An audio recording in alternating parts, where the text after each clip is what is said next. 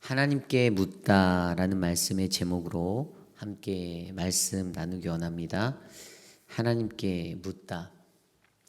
여러분들은 일상에서 얼마나 하나님께 물으십니까? 여러분들은 과연 여러분들의 삶을 이끌어 가시는 그 삶의 시간 속에 과연 하나님께 얼마나 하나님께 물으며 나아가십니까? 저는 그리스도인, 참된 그리스도인은 우리의 삶의 길에서 늘 하나님께 묻는 그러한 물음이 있어야 된다고 생각합니다. 우리가 무엇을 하든지 간에 그 하나하나가 다 하나님의 뜻대로 되기 원한다면 우리는 우리의 삶의 여정의 그 길에서 반드시 하나님께 물으셔야 합니다. 사소한 것 하나까지도. 그런데 그리스도인으로 살아갈 때 그것이 참 쉽지 않습니다. 왜냐하면 여전히 내 안에 내가 가지고 있는 기준과 생각이 있기 때문에. 그래서 다른 사람들이 무엇을 하는 것을 보아도 그것이 못마땅할 때가 많고요. 또 그것들이 자기의 생각이 늘 기준이기 때문에 하나님의 뜻대로 이해하지 못할 때가 많습니다. 저도 동일하게 그러한 실수들을 자주 범하곤 합니다. 저도 인간인지라, 연약한 인간인지라 그런 실수들을 범할 때가 많아요. 그럼에도 불구하고 우리에게 하나님이 말씀해 주시는 것의 핵심은 우리가 항상 하나님께 물어봐야 한다는 것입니다. 인간이 가지고 있는 수많은 생각들이 있죠. 특별히 신앙적인 측면에서 바라볼 때 왜 하나님께서는 우리와 함께 하시지 않지? 라는 질문들, 또 이 세상은 왜 악한 이들이 흥하게 되지? 왜 불행은 어디서부터 찾아오게 되는 것일까? 이 고통이라는 것은 도대체 무엇이지? 고통의 끝은 어디이지? 하나님 정말 살아계신 것일까라는 질문들을 우리가 신앙적으로 던져볼 때가 있습니다. 그런데 대부분 이런 질문을 던질 때가 언제냐면요, 내 삶이 내 생각대로 잘 풀리지 않을 때 인간이 이 질문들을 던진다는 것입니다. 가장 근본적이고 기초적인 질문들임에도 불구하고 이 질문들은 잊혀졌다가 내가 힘들고 내가 어려울 때면 나에게 던져지는 그러한 질문들이 되는 것이죠. 그러기에 오늘 우리가 묵상한 사무엘상 23장 1절에서 14절까지의 말씀은요, 오늘 말씀에 나온 다윗의 이야기를 통해서 하나님께 작은 것 세밀하게 하나하나까지도 하나님께 묻고 그의 길들을 결정하는 다윗의 모습을 통하여서 우리도 하나님께 묻는 인생, 그러한 인생을 살아야 함을 우리에게 말씀해 주고 계십니다. 오늘 이 말씀 안에서 우리에게 주시는 크신 은혜가 내가 하나님께 물으며 나아갈 수 있는 그 인생, 삶의 길에서 하나님께 묻다라는 그러한 인생이 되시기를 간절히 축원합니다. 오늘 말씀을 보면요, 1절 말씀에 이렇게 기록되어져 있습니다. 사람들이 다윗에게 전하여 이르되 보소서 블레셋 사람이 그 일날을 쳐서 그 타작 마당을 탈취하더이다 하니, 이어지는 전의 말씀을 생각해 보면 다윗은 지금 도망 중에 있어요. 다윗은 사울 왕의 낯을 피하여 도망하고 있습니다. 그런데 자기 도망하기에도 바쁜 터에 그의 귓가에 들려온 말은 그일라라는 그 성읍이 블레셋 사람들의 손에 의해서 공격을 당한 거예요. 그들에게 어려움이 생겼습니다. 그 소식이 들려왔어요. 솔직히 말씀드리면 자기 코가 석자인데도 자기 갈 길을 바라보기 바쁜 인생임에도 불구하고 다윗이 이 이야기를 듣고 어떻게 반응합니까? 그렇죠. 다윗이 그들을 향해서 그들을 돕기 위하여 발걸음을 옮기려 합니다. 그런데 그냥 옮기는 것이 아니라 그가 하나님께 먼저 묻습니다. 2절 말씀입니다. 이에 다윗이 여호와께 묻자와 이르되 내가 가서 이 블레셋 사람들을 치리이까? 여호와께서 다윗에게 이르시되 가서 블레셋 사람들을 치고 그 일날을 구원하라 하시니. 아멘. 다윗의 질문은 그겁니다. 하나님, 제가 가서 블레셋과 싸워야 합니까? 그들을 무찔러야 합니까? 그리고 여호와의 대답은 그에게 그 일날을 구원하라라고 말씀하셨죠. 다윗이 자기 코가 석자인 그런 상황 속에서 자기 몸 하나 추스르기 정신없는 그런 상황 속에서도 다윗이 연약한 자들을 봅니다. 그 이유가 뭐죠? 우리가 주일날 말씀을 통해서 들었던 생명에 관심하는 하나님의 마음을 그가 이해했기 때문이죠. 그런 사람들은요, 결코 이런 일들이 자신에게 쉽게 넘어갈 일이 되지 못합니다. 정말로 생명에 관심한 사람은요, 사회적인 약자들, 소외된 자들, 그들을 보고 결코 지나치지 않습니다. 그렇기 때문에 다윗의 마음속에 그 마음들이 다시 일어나기 시작한 거예요. 그래서 그가 하나님께 물었습니다. 그런데 더 재미있는 것은 이것을 바라본 그 주변 사람들이죠. 다윗을 따르는 부하들이요, 다윗에게 블레임합니다. 지금 우리 코가 석자인데 어떻게 그런 결정을 합니까? 라고 말하는 거죠. 3절이죠. 3절 말씀에 이렇게 기록되어 있습니다. 다윗의 사람들이 그에게 이르되 보소서 우리가 유다에 있기도 두렵거든 하물며 그일라에 가서 블레셋 사람의 군대를 치는 일이리까 한지라. 그게 말이 되냐는 거예요. 지금 우리가 유다 땅에서 도망하기도 바빠 죽겠는데 정신 없는데 왜 거기까지 가서 블레셋 사람들하고 우리가 싸워야 되냐는 거죠. 그들의 숫자가 많지도 않았어요. 600명가량 되는 사람들이 아둘람 굴에서부터 모여서 같이 다윗과 동행했던 그러한 사람들이었습니다.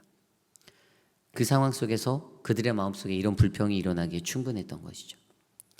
그리고 그 불평을 대한 다윗이 어떻게 합니까? 다시 하나님 앞에 섭니다. 오늘 말씀 4절 말씀에 이렇게 기록되어져 있습니다. 다윗이 여호와께 다시 묻자온데 여호와께서 대답하여 이르시되 일어나 그일라로 내려가서 내가 블레셋 사람들을 내 손에 넘기리라 하신지라. 그렇습니다. 하나님께 다시 물었어요. 자신의 생각이 틀렸을 수 있다라고 판단한 거죠. 이게 하나님의 정확한 음성인지 컨펌받기 위한 모습으로 나아갑니다. 확인하고 싶었어요. 그래서 그가 다시 하나님께 묻습니다. 그리고 여전히 하나님의 대답은 그일라로 내려가서 블레셋과 싸워라. 그들을 바로 내 손에 넘겨주겠다라는 확신을 더하여 주십니다. 그리고 그 말씀대로 5절에 그대로 가서 블레셋과 싸워서 그 전투에서 크게 승리하게 됩니다. 그들을 쳐서 죽이고 그들의 가축을 끌어오게 되는 승전을 갖게 되죠. 다윗의 삶 속에서 자신도 경황이 없습니다. 자신의 몸 하나 추스릴 힘도 없습니다. 그런데 다윗은요, 생명살림이라는 것에 관심하였기 때문에 자신에게 들려오는 약한 자들의 모습, 그 약한 자들의 억압, 그러한 환경들이 들어왔습니다. 어찌 보면 오늘 이 시대를 살아가는 교회라는 공동체인 또 그리스도인을 살아가는 저희들에게 요구되어지는 마음입니다. 너무나도 안타까운 게 자기 살기 너무 바쁘잖아요. 그러다 보니 다 자기 마음대로잖아요. 자기 주관이잖아요. 자기가 감정 가는 대로, 자기가 생각 가는 대로 그렇게 움직이잖아요. 그때 우리가 정말 옆을, 우리의 주변을 돌아볼 수 있는 사람인지를 점검해 보시기를 원합니다. 어떤 사람이요? 약한 사람들이요. 연약한 사람들이요. 그러니까 이 마음이 어찌 보면 하나님의 마음입니다. 물론 하나님이 부자에게도 관심하시죠. 하나님이 부자를 버린다는 마음이 아닙니다. 하나님 부자도 구원하시기 위해 하나님은 움직이시죠. 그런데 중요한 거는 하나님은 소외된 약자, 한쪽에서 소리를 막 내서 자기의 힘으로 뭔가를 끌어가는 사람보다는 그냥 묵묵하게 살아가는 와중에서도 연약한 자리에 처하는 사람들을 하나님이 돌아보기 원하신다라고 저는 그렇게 믿습니다. 그렇기 때문에 우리 교회 공동체가 하나님의 백성으로 살아가는 저와 여러분들이요, 그 마음으로 사셔야 합니다. 그렇기 때문에 그때는 어떻게 됩니까? 주위를 돌아볼 수 있는 시선을 갖게 되죠. 그들의 신음소리와 그들의 아파하는 소리가 들립니다.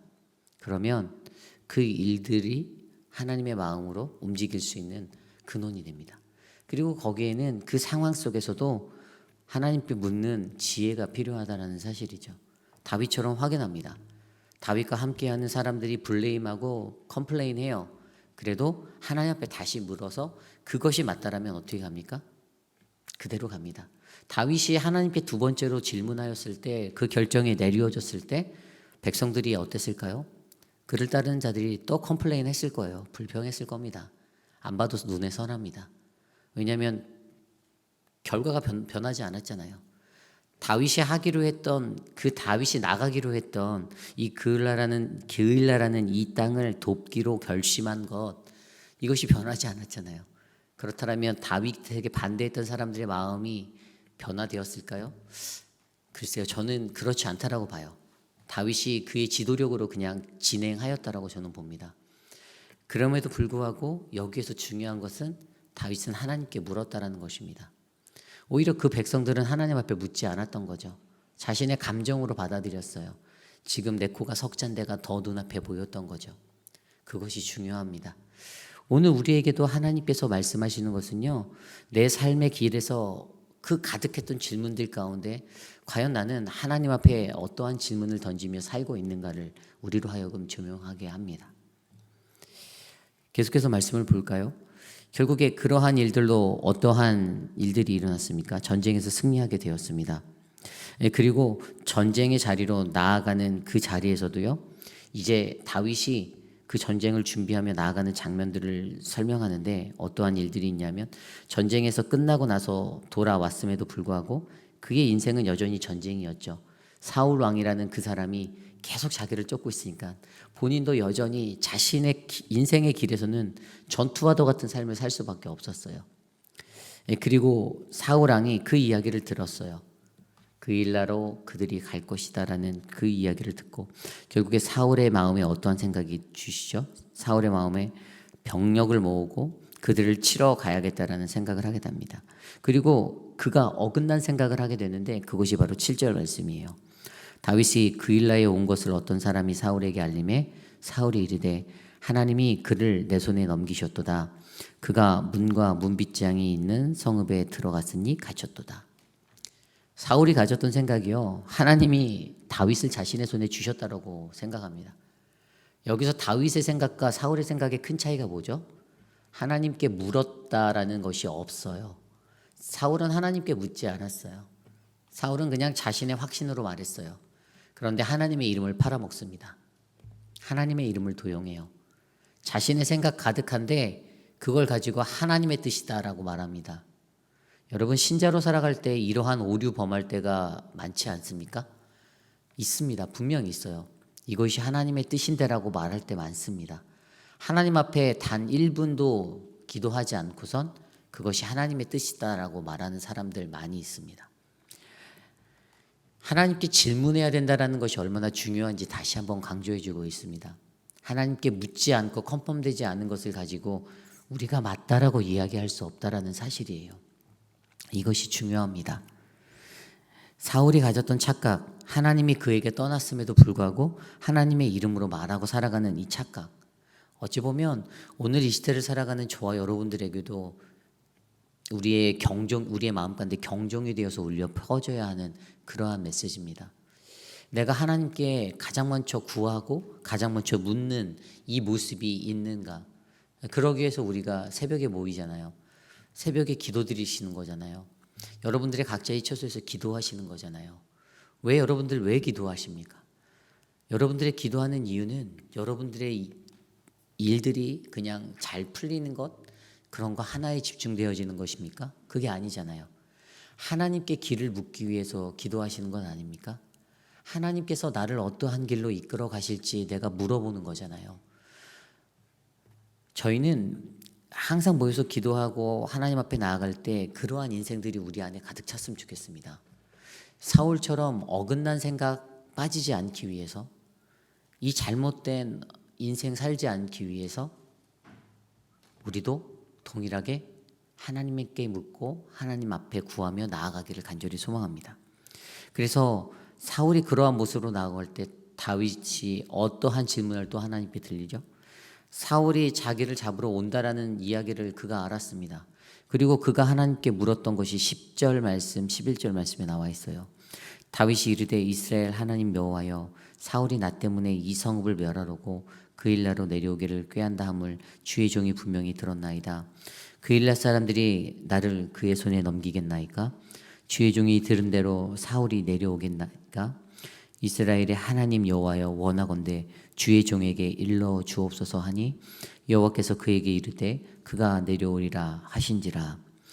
다윗이 이르되 그일라 사람들이 나와 내 사람들을 사울의 손에 넘기겠나이까 하니 여호와께서 이르시되 그들이 너를 넘기리라. 아멘. 다윗의 간구는요, 사울이 내려올까요? 라는 질문이었습니다.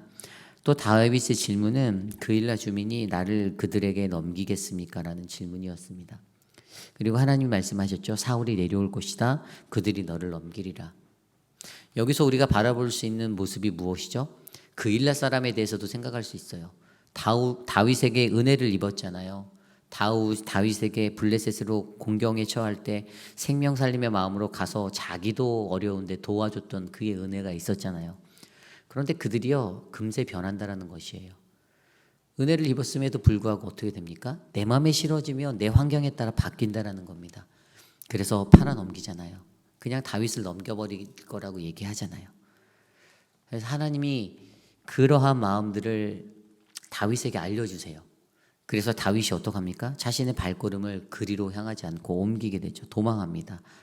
다윗과 13절에 보면 다윗과 그 사람 600명가량이 일어나 그일라를 떠나 갈 수 있는 곳으로 갔더니 다윗이 그일라에서 피한 것을 어떤 사람이 사울에게 말하며 사울이 가기를 그쳤다라고 설명합니다. 여러분, 다윗에게 있는 이 인생의 지혜는요, 학습되어진 아주 좋은 지식적인 문제가 아니었습니다. 그가 가졌던 최고의 강점은 하나님께서 자신의 삶의 길을 하나님께 물었습니다.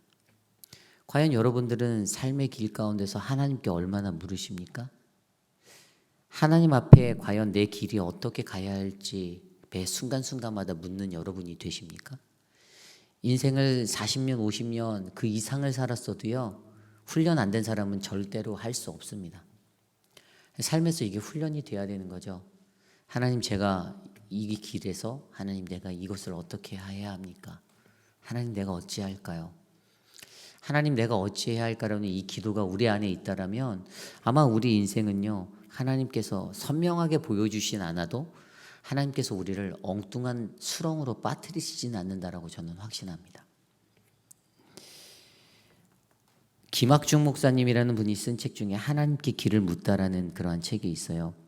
근데 이 사람이 이 책에서 서론에 시작할 때 어떤 이야기들을 했냐면 아까 제가 처음에 던졌던 질문들, 인생에 있어서 수많았던 그러한 질문들을 던져놉니다. 그리고 그 질문들 가운데 결국에는 인간이 왜 그것들을 혼자 해결할 수 없는지, 그 질문들에 대해서 인간이 왜 혼자 답할 수 없는지를 그가 두 가지로 얘기하는데, 첫 번째가 사람에게 주신 이성, 판단하는 이성은 결국 하나님이 주신 것이다 라는 사실이죠. 하나님이 주셨기 때문에 인간에게 있는 그 이성, 판단력은 늘 한계가 있다라는 사실이에요. 그리고 두 번째로 인간이 갖고 있는 그 문제들은 그러기 때문에 결국에 스스로 풀 수 없다라는 것을 그가 말합니다.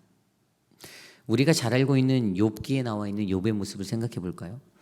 욥도 자신의 인생 가운데서 자신의 삶의 길에서 하나님께 질문하였죠. 하나님, 왜 악한 자들이 더 잘 되고 의인들은 힘듭니까? 하나님, 고난은 도대체 언제 끝납니까? 왜 죄가 없는 내가 이 고난을 당해야 합니까? 왜 내 가족들이 죽어야 합니까? 왜 내가 모든 재산들을 다 날려야 합니까? 라는 원망 섞인 질문을 하나님께 수도 없이 던집니다. 그런데 욥기 9장에 보면요, 욥이 이렇게 고백하는 내용이 나와요. 9장 21절.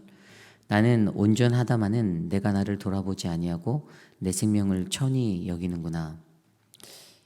여러분, 이 욥의 이 고백에서 무엇을 느끼십니까? 저는 욥이 말한 이 고백에서 자신의 힘으로는, 나 스스로는 지금 돌아볼 힘이 하나도 없는 거예요. 그냥 너무나도 진이 빠져 있는 욥의 모습을 발견해요. 내 힘으로는 그 어떠한 것도 할 수 없는 그 욥의 탄식이 들립니다. 하나님 앞에 또 한탄하는 거예요. 나는 온전하다마는 내가 나를 돌아보지 아니하고 나의 생명을 천히 여길 정도로 그의 마음이 인생의 기로에서 너무나도 지쳐 있는 거예요. 이런 것들을 발견하게 돼요.